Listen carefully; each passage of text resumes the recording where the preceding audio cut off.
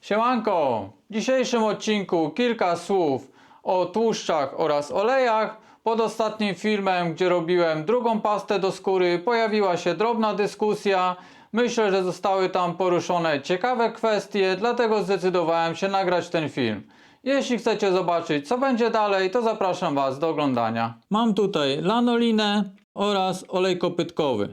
Mogą to być inne oleje, jak olej lniany, czy na przykład ten olej z poprzedniego filmu z pastą. Tutaj jest lanolina, może być łój wołowy. No bez wątpienia te produkty są tłuszczami. Ale ja nie traktuję ich identycznie, ponieważ dzielę je właśnie na oleje oraz osobno na tłuszcze. Tutaj jest tłuszcz w formie stałej. Jeśli chodzi właśnie o te różnice, no to olej na pewno będzie miał lepszą penetrację skóry, będzie głębiej wnikał.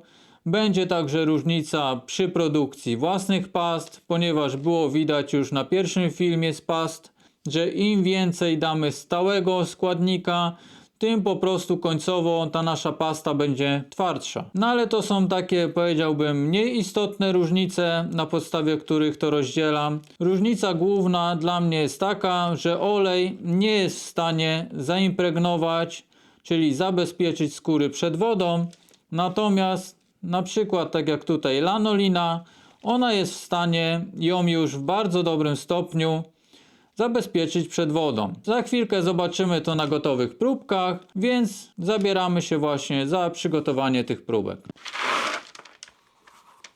2 kawałki skóry, na jedną olej kopytkowy.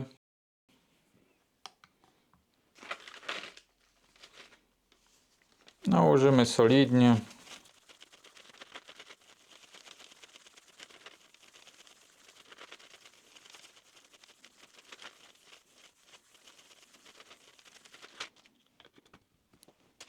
Na drugą próbkę pójdzie lanolina, bezpośrednio z opakowania, na zimno, nakładana szmatką. Na pewno jeszcze lepszy efekt byłby, jeśli byłoby to zrobione na gorąco, nawet 2 warstwy.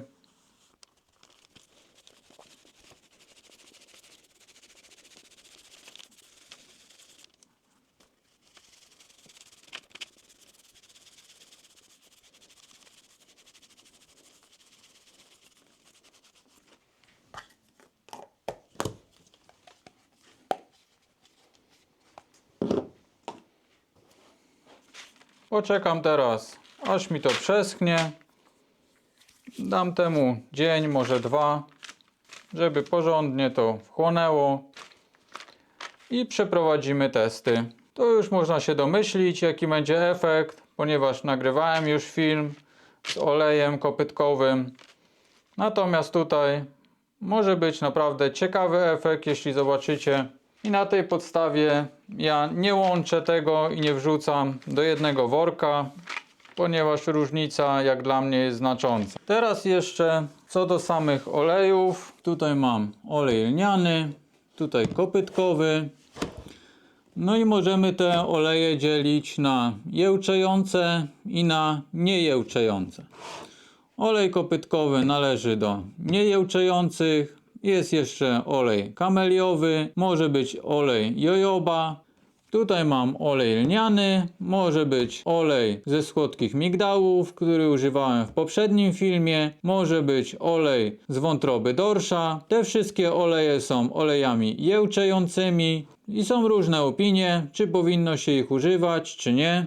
No jak widzieliście, do poprzedniego filmu użyłem go, do pierwszego filmu także go użyłem. Ta receptura z pierwszego filmu to była receptura historyczna, więc używane to było już od bardzo dawna. Używają tego osoby do dzisiaj, nie ma z tym problemu. Jest taka jeszcze receptura jak Dubin. Pierwotnie składała się ona z wosku pszczelego, oleju rybnego, czytranu oraz ze smalcu. Więc patrząc na tą recepturę, oprócz wosku pszczelego, no to 2 na 3 składniki, no to są składniki jełczejące. No i używano kiedyś tej receptury, używano tych past i nie było z tym problemu. Także to nie jest tak, że ja pierwszy użyłem takiego oleju. Nie jestem pierwszy i na pewno nie będę ostatni. Używało się tego od dawna, no i jakoś nie było z tym problemu.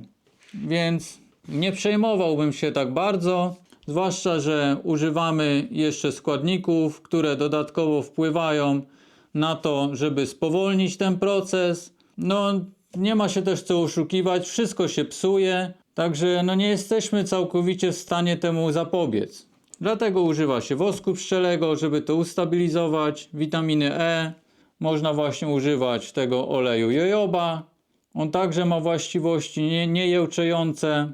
Także to nie jest tak, że to powstało w mojej głowie. Używane to było już kiedyś, od bardzo dawna i przepisy są do dzisiaj. Nawet jeden z widzów dzielił się własnym przepisem. Kilka filmów temu, można to znaleźć w komentarzach, podsyłał właśnie przepis na Dubin. No i twierdził, że używa tego, że mu się to bardzo dobrze sprawdza. Używa oleju z wątroby dorsza do tej receptury.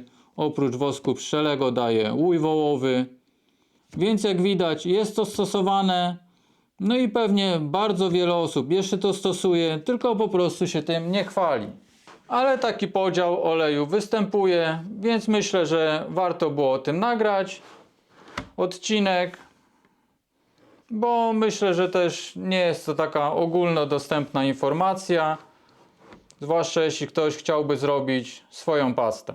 Tak jeszcze informacyjnie co do całości kanału, to nie chciałbym tutaj zgrywać jakiegoś fachowca czy eksperta w tej lub innej dziedzinie, ponieważ w ogóle mi na tym nie zależy.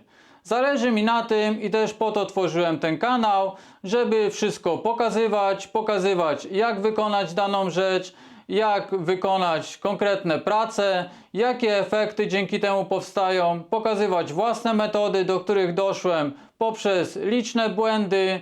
No i dzięki temu wy wyrabiacie własną opinię na dany temat, wyciągacie z tego wnioski, no i to jest to, na czym mi zależy.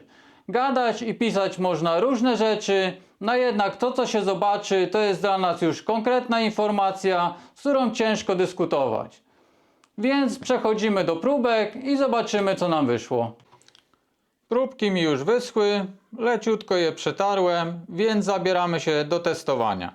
Po tej stronie olej kopytkowy, a tutaj lanolina. Wszystko po jednej warstwie, więc zobaczymy. Najpierw olej kopytkowy. Tutaj bez oleju. Tutaj był olej. Więc jak widać,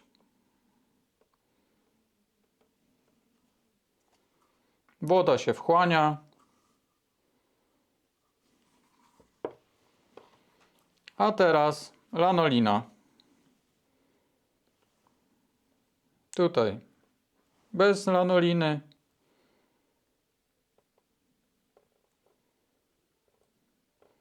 A tutaj nałożona lanolina.